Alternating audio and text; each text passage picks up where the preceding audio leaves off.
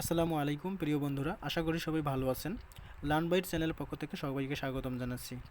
আজকে হোয়াটসঅ্যাপের একটা গুরুত্বপূর্ণ বিষয় নিয়ে আলোচনা করব, যেটার কারণে আমাদেরকে অনেক সময় সমস্যার সম্মুখীন হতে হয়, অথবা কোনো ফিনান্সিয়াল ডকুমেন্ট অথবা ফিনান্সিয়াল তথ্য থাকে হোয়াটসঅ্যাপ আনইনস্টল করলে অথবা কোনো কারণে অ্যাপস লগ আউট হয়ে গেলে আমাদের মেসেজগুলো ফেরত আনার জন্য অনেক বেগ পেতে হয়।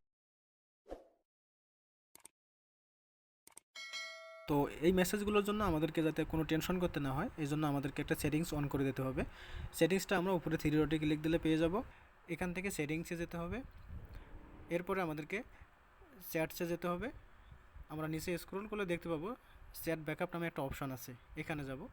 এখান থেকে আমাদেরকে প্রথমে গুগল অ্যাকাউন্ট একটা এখানে দিয়ে দিতে হবে। এখানে গুগল অ্যাকাউন্টে ক্লিক দিলে আমাদের নির্দিষ্ট একটি গুগল অ্যাকাউন্ট দেওয়ার পর এভাবে আমরা গুগল অ্যাকাউন্ট সিলেক্ট করে নেব।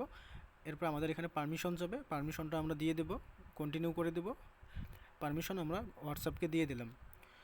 এরপরে আমাদের গুগল অ্যাকাউন্টটা এখানে শো করবে। এরপর আমরা এখানে কিভাবে অটোমেটিক ব্যাকআপস, এখানে কতদিন পর পর অটো ব্যাকআপ হবে, ডেইলি, উইকলি, মান্থলি, এখানে আমাদের প্রয়োজন মতো আমরা দিতে পারবো। আমি এখানে মান্থলি দিলাম। এরপরে আমি ভিডিওগুলো সহ ব্যাকআপ রাখতে চাই কিনা সেটা এখানে আমি অন করে দিতে পারবো অথবা অফ করে দিতে পারবো। আবার নিশ্চয়ই একটা অপশান আছে ব্যাকআপ ইউজিং সেলুলার, অর্থাৎ আমার যদি কখনো ওয়াইফাই না থাকে, আমার ডাটা দিয়ে যদি নেট অন করি, তখন আমার এখানে এমবি খরচ হবে, সেটা এখানে আমি অন করে দিতে পারবো। তো এভাবে সেটিংসটা অন করে দিলে আমরা যদি এখানে ব্যাকআপে ক্লিক দিই, দেখতে পাচ্ছেন ব্যাকআপ শুরু হয়ে গেছে। আমরা যখন এভাবে সেটিংসটা অন করে দেবো, তখন এখানে আপনি যেদিন ডেট থাকবে অটো ব্যাকআপের, সেই দিন আপনি ব্যাকআপ হয়ে যাবে। এবং আমি চাইলে ম্যানুয়ালি যে কোনো সময় আমি এখানে ব্যাকআপ করতে পারবো, প্রতিদিনই ব্যাকআপ হয়ে যাবে।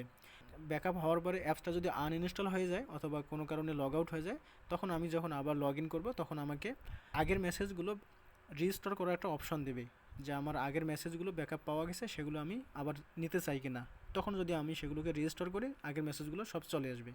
আশা করি বুঝতে পারছি।